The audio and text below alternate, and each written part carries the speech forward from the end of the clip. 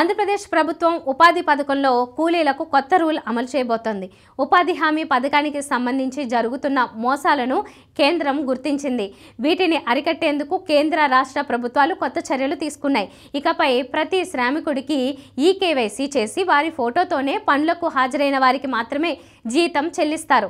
దీనివల్ల బోగస్ మస్టర్లకు పూర్తిగా అడ్డుకట్టపడుతుంది.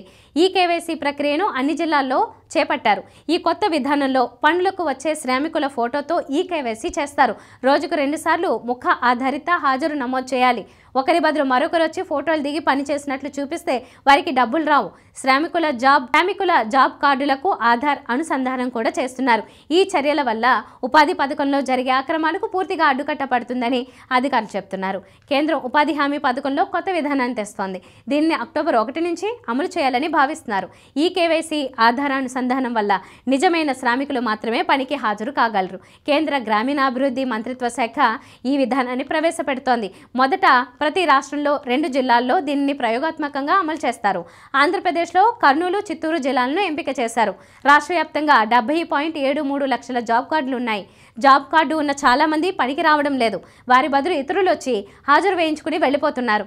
Job card ఉన్న వ్యక్తి బ్యాంకు ఖాతాకు డబ్బులు వెళ్తాయి. క్షేత్రస్థాయి సిబ్బంది, శ్రామికులు ఈ డబ్బులను పంచుకుంటున్నారనే ఆరోపణలు ఉన్నాయి. క్షేత్ర సహాయకులు నకిలీ ఫోటోలు అప్లోడ్ చేస్తున్నారు. పనులు చేయకుండానే చేసినట్లు నమోదు చేస్తున్నారు. ప్రభుత్వం ఈ అక్రమాలను గుర్తించింది. వీటిని ఆపడానికి కేంద్రం ఎన్ఎంఎంఎస్ యాప్ను తెచ్చింది. కానీ ఆ యాప్ను కూడా దుర్వినియోగం చేస్తున్నారు. దీనివల్ల కూలీలకు సరిగ్గా వేతనాలు అందడం లేదు. కొందరు క్షేత్ర సహాయకులు పనులకు వెళ్లడం లేదు. అయినా వెళ్ళినట్లు నమోదు చేస్తున్నారు. ఒకరి పేరు మీద మరొకరు పనికి వెళ్తున్నట్లు చూపిస్తున్నారు. ఎన్ఎంఎంఎస్ యాప్లో కూడా ఇదే జరుగుతోంది. పని చేయకపోయినా చేసినట్లు ఫోటోలు అప్లోడ్ చేస్తున్నారు. ఇతర చిత్రాలను కూడా వాడుతున్నారు. అందుకే ఈ కేవైసీ విధానాన్ని తీసుకొచ్చారు.